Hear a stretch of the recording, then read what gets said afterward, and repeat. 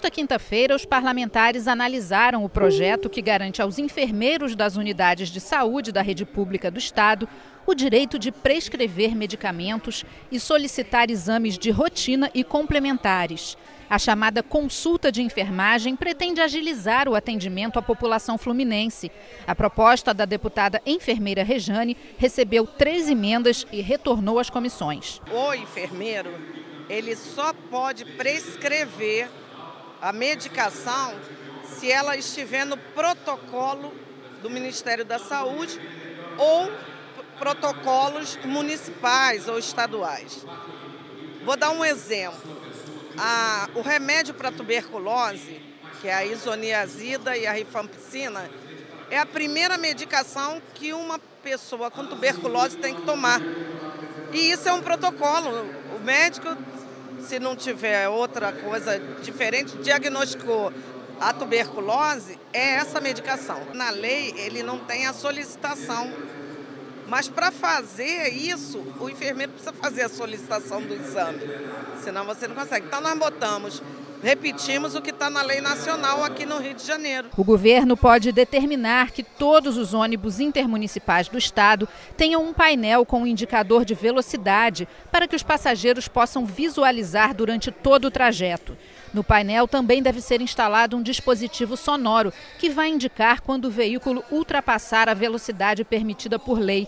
A proposta do deputado Luiz Martins foi aprovada em segunda discussão e segue para análise do governador. Obriga as empresas a colocar realmente um limitador de velocidade com visual para o usuário.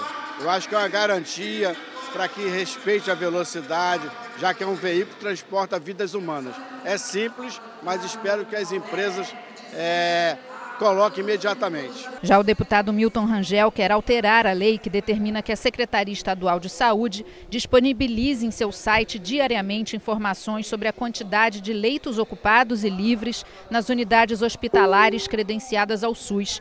A ideia é ampliar a abrangência da lei para que os pacientes também tenham acesso a informações sobre o atendimento em cada local, como os dias e horários de consulta de cada especialidade, dias em que são realizadas cirurgias gerais, quantidades de centros cirúrgicos, número de leitos de enfermaria e de UTIs. A matéria foi aprovada e pode virar lei. Dá para a população a informação de onde tem leito, onde tem vaga e onde tem um determinado tipo de atendimento. Por exemplo, pediatria, quais são os hospitais que atendem pediatria, UPAs e etc. Ortopedia e aqueles tratamentos mais pesados, né, como cirurgia de cérebro, aonde a pessoa pode encontrar aquele tipo de tratamento. Pessoas que prestaram serviço militar podem ter isenção da taxa de inscrição em concursos públicos do Estado. O benefício vai valer para concursos até 3 anos após a dispensa do reservista pelas Forças Armadas. A proposta do deputado Chiquinho da Mangueira foi aprovada em primeira discussão. O Rio pode ter uma campanha de conscientização contra os trotes para números de telefone de utilidade pública, como Polícia Militar, Bombeiros e SAMU, por exemplo. A ideia do deputado Benedito Alves é que essas mensagens sejam veiculadas nos placares em eventos esportivos do Estado. O projeto foi aprovado em primeira discussão e ainda retorna ao plenário para mais uma votação. Parques, praças e locais para a prática de esportes e lazer do Estado podem ganhar brinquedos e equipamentos para pessoas com deficiência. É o que diz o projeto dos deputados Márcio Canela, Lucinha e do ex-deputado Vaguinho. De acordo com o texto, a instalação dos aparelhos deve estar prevista nos convênios entre o governo do estado e as prefeituras, sempre que houver recursos destinados para a construção e reforma desses espaços públicos. O projeto foi aprovado em primeira discussão e retorna à pauta para outra votação. O Rio de Janeiro pode ter um programa de orientação e conscientização sobre a transmissão da febre amarela.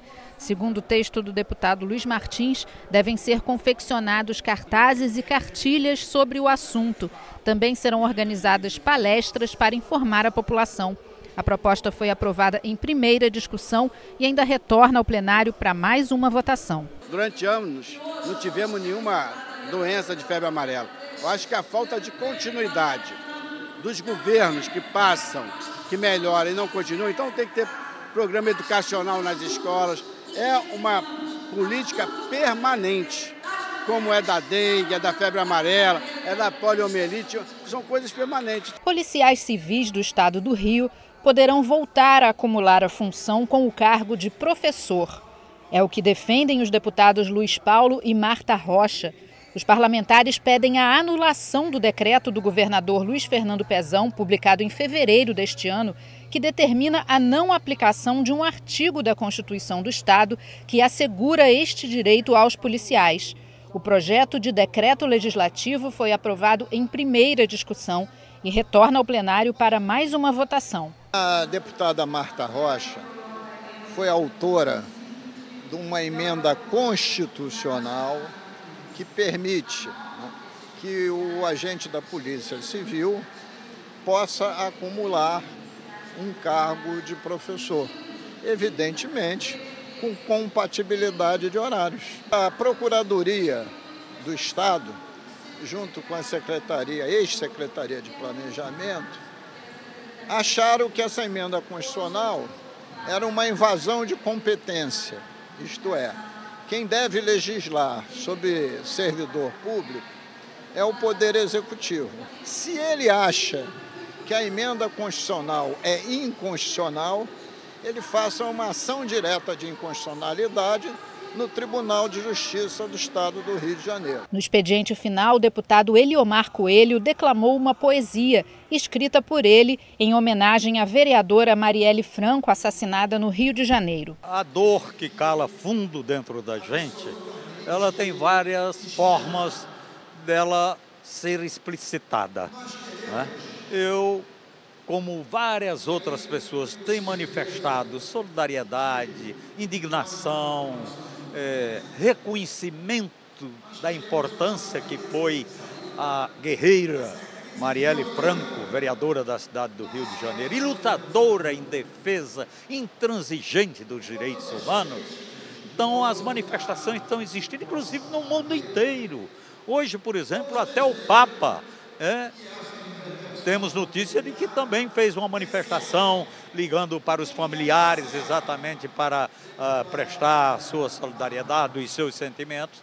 E a minha dor resolvi transformar num poema para homenageá-la. A deputada Marta Rocha atribuiu o aumento nos índices de criminalidade do Estado à falta de recursos destinados à área de segurança. O general Braga Neto fez uma conta básica, quanto ele devia aos fornecedores e quanto ele precisava para minimamente reestruturar as polícias. Esse montante é de 3 bilhões. O governo federal apresenta apenas 1 bilhão.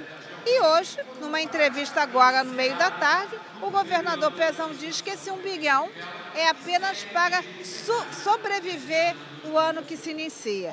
Então, é fato que o próximo governador vai receber o Estado falido numa grave crise econômica, numa grave crise de segurança. E como ninguém é divino para fazer milagre, ou ninguém tem bola de cristal, o que a gente prevê é a continuidade de dias difíceis para o Estado do Rio de Janeiro. O deputado Osório falou sobre os transtornos causados pela chuva no Rio e criticou a falta de investimentos da Prefeitura em ações de prevenção. O prefeito Marcelo Crivella praticamente cortou todos os investimentos na manutenção da drenagem urbana e também na manutenção das nossas encostas. Isso é gravíssimo. A cidade do Rio de Janeiro precisa ser cuidada diariamente. Nós somos uma cidade montanhosa. Nós precisamos manter as nossas encostas, pois encosta que não é cuidada vira área de risco e área de risco pode gerar morte de nossos cidadãos. E também um outro problema que tem que ser corrigido imediatamente é o desmanche que foi feito no centro de operações da cidade. Centro de operações esse que já foi um orgulho do Rio de Janeiro, hoje virou um bando de televisão queimada e câmera que não funciona. E o deputado Aramis Brito falou sobre o aumento dos assaltos no município de Itaguaí. Nós não temos policiamento, nós somos vitimados pelo aumento da marginalidade, principalmente nesses períodos, quando tem uma intervenção forte na capital, né? Eles fogem para lá e eles chegam lá numa situação, entre aspas, privilegiada diante da sociedade, porque eles chegam armados. Então, quem tem a arma, num ambiente que não tem polícia, tem o poder. E tendo poder, a comunidade, a sociedade começa a ficar com medo. E não tendo policiamento nas ruas, eles saem da periferia e começam a agir no centro. E aí não tem respeito por nada e nem por ninguém. Você vê que na minha fala, eles estão assaltando creches de funcionários que ganham salários pequenos. Creches de pessoas que precisam deixar seus filhos para trabalhar para ganhar um salário pequeno. Então, acabou todo o sentido de coerência no município de Itaguaí.